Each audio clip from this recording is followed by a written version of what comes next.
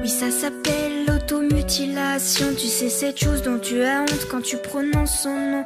Y a pas de loi, y a pas de règles dans son jeu, de toute façon.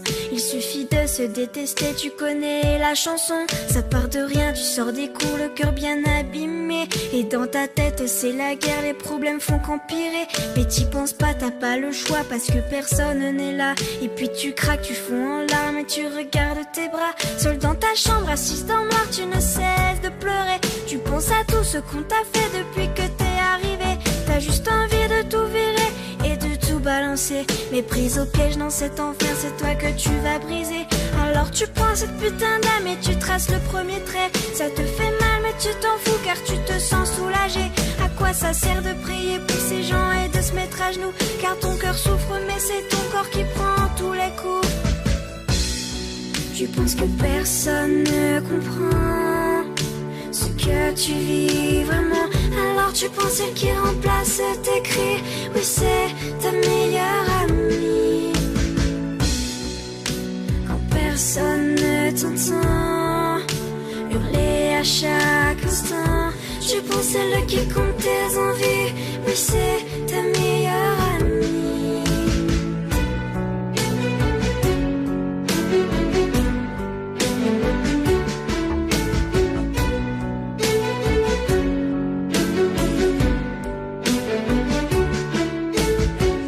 Mascara continuera tous les jours. Tu te prépares psychologiquement avant d'aller en cours. La peau qui brûle, les yeux qui piquent, la nuit a été dure. Tu caches dans ton armoire ton instrument de torture. Tu te maquilles, effaces tes cernes pour paraître bien. Tu mets la dose de produit pour courir ton chagrin. Et face à la glace, tu t'entraînes à faire ton plus beau sourire. Pour que personne ne se doute que t'as juste envie de mourir. Tu sors de ton placard, le seul pull la manche longue que t'as. Tu dis des conneries à tes amis quand ils demandent pourquoi. La plupart du temps tu réponds que tu as beaucoup trop froid. Et que les blessures sur tes poignets proviennent de ton chat. Mais merde, pourquoi tu t'infliges autant de violence? Mais bordel, laisse-toi encore une deuxième chance.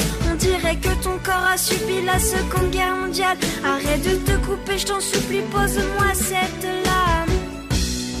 Tu penses que personne ne comprend ce que tu vis vraiment. Alors tu penses celle qui remplace tes cris. Oui, c'est ta meilleure amie. Quand personne ne t'entend hurler à chaque instant, tu penses celle qui compte tes envies. Oui, c'est ta meilleure amie. Sèche-moi tes larmes, écoute-moi, tu vois, tu n'es pas seul. Y a tous ces gens autour de toi et tous ceux qui le veulent, qui peuvent t'aider, qui seront toujours là pour t'épauler. Alors laisse cette âme, ce n'est pas elle qui va te sauver. Tu penses que personne ne comprend ce que tu vis vraiment. Alors tu prends celle qui détruit ta vie et t'appelles ça une meilleure amie. Tu dis que personne ne t'entend. Détrompe-toi sincèrement. Tu as beaucoup de vrais amis, mais ce n'est pas elle ta meilleure amie. Tu penses que personne ne comprend ce que tu vis vraiment.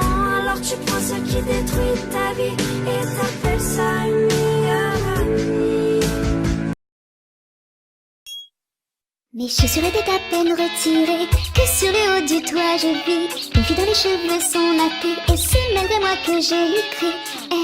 Ne fais pas ça.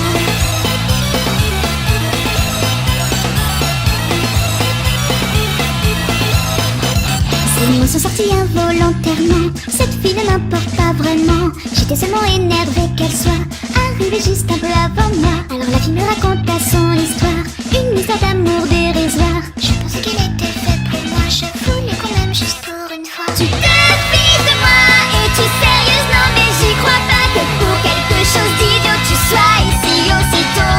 Es-tu contrariée car tu n'as pas ce que tu voulais? Sois contente que cette chose ne t'ait pas été volée. Même si je suis contente qu'on en ait parlé, tu l'as fait très avant qu'elle ne disparaisse. Aujourd'hui encore je suis sur le toit, mes chaussures sont à peine enlevées. Une petite fille se trouvait là, et sans s'y passer j'ai encore crié. Cette fille me raconte à ses soucis, qui ne m'ont d'ailleurs pas surpris. Tout le monde m'insulte, je suis ignorée, je ne suis jamais appréciée. Tu te fiches de moi, es-tu sérieuse? Non mais j'y crois pas que pour quelque chose d'idiot tu sois ici aussitôt.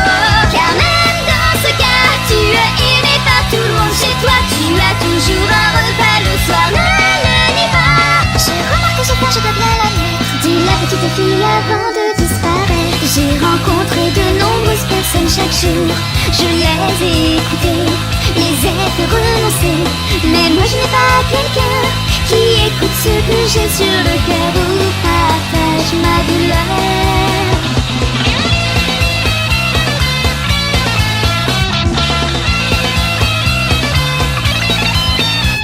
J'ai rencontré pour la première fois une fille ayant les mêmes soucis que moi. J'avais déjà parlé à tant de personnes, elle portait un cardigan jaune. Je voudrais arrêter les blessures et les coups violents que j'endure chaque fois que je rentre chez moi, donc je préfère me trouver là. Ces mots sont sortis involontairement, cette fille ne m'importe pas vraiment, mais sur le moment j'ai juste crié quelque chose que je n'avais imaginé. Ne fais pas ça.